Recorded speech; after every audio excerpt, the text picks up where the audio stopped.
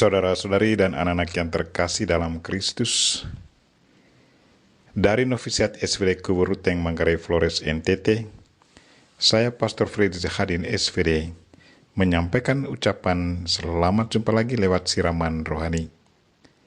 Hari ini Selasa 20 April 2021. Injil hari ini diambil dari Yohanes bab 6 ayat 30 sampai 35. Kita diingatkan untuk selalu setia dan percaya kepada Kristus. Marilah kita berdoa memohon penerangan Roh Kudus.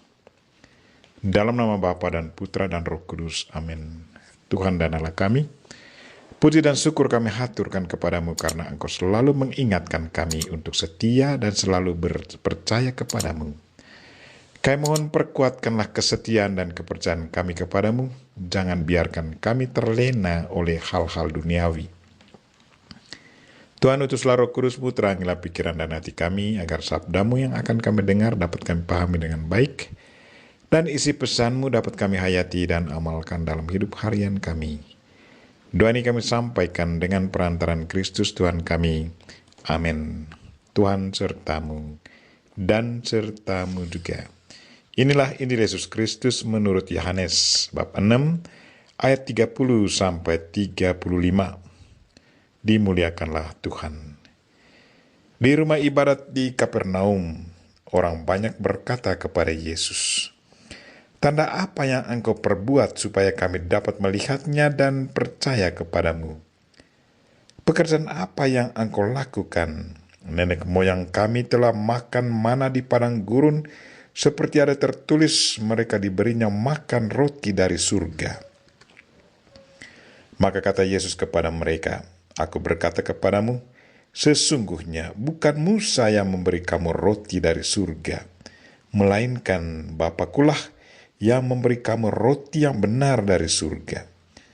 Karena roti yang dari Allah ialah roti yang turun dari surga dan yang memberi hidup kepada dunia."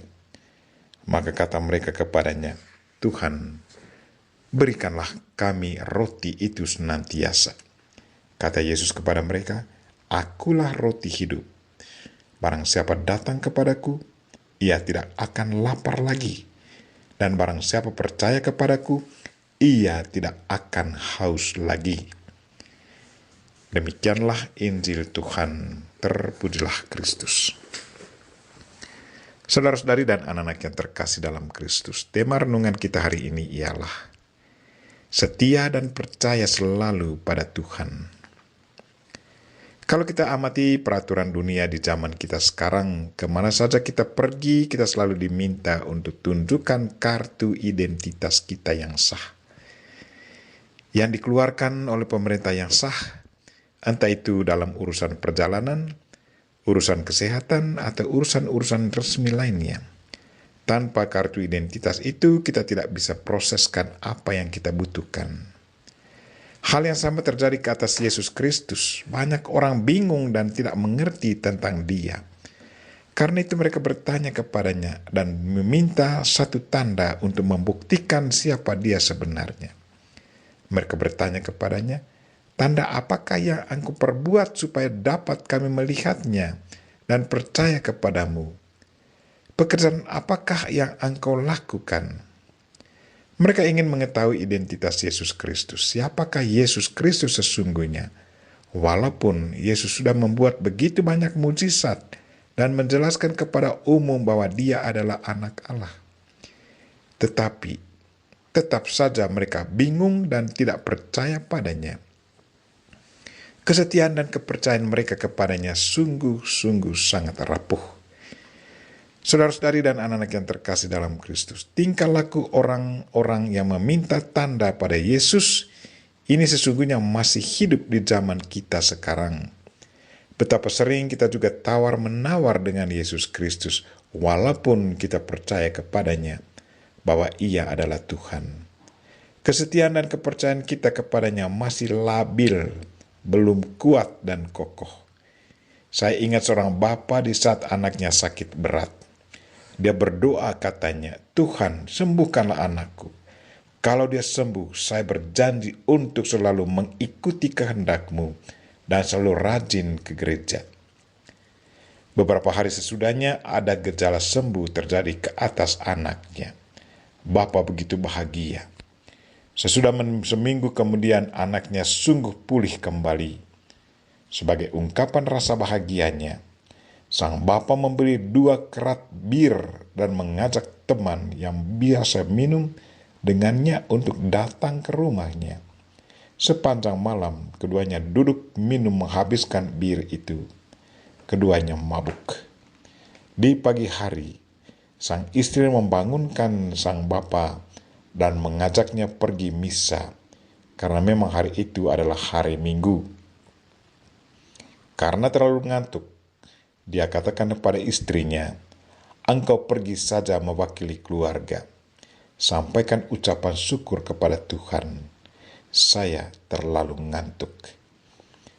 Kesetiaan pada janjinya sirna. Dia begitu gampang terjerumus dalam godaannya, godaan duniawi. Saudara-saudari dan anak-anak yang terkasih dalam Kristus, itulah hidup kita manusia.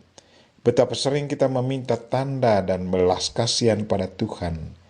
Tuhan selalu menjawab kebutuhan kita. Tuhan selalu berbelas kasihan kepada kita. Di saat kita sangat membutuhkan campur tangan Tuhan, Tuhan selalu siap membantu kita. Tetapi di saat kita bahagia, kita sering lupa akan janji kita kepadanya. Kesetiaan dan kepercayaan kita jadinya rapuh. Saudara-saudari dan anak-anak yang terkasih dalam Kristus, sabda Tuhan selalu dan sungguh hidup dari zaman ke zaman. Isi ajarannya pun selalu sesuai dengan situasi hidup manusia. Yesus Kristus yang ada sebagai utusan Allah adalah tanda kehadiran Tuhan di tengah manusia. Sebagai orang yang percaya, kita tidak perlu meminta tanda lagi, karena Dia sendiri adalah tanda. Yang harus kita perkuatkan adalah kesetiaan dan kepercayaan kita kepadanya. Percayalah selalu bahwa segalanya mungkin bagi Tuhan. Kita mohon Bunda Maria untuk selalu mendoakan kita, agar kita selalu setia menjalankan perintah Tuhan dan percaya sungguh padanya. Amin. Marilah kita mohon berkat Allah. Tuhan sertamu dan sertamu juga. Semoga saudara sekalian dan mereka-mereka yang kita doakan pada hari ini, secara khusus saudara-saudari kita yang lagi sakit dan segala aktivitas kita sepanjang hari ini, Bapa dan Putra dan Roh Kudus. Amin.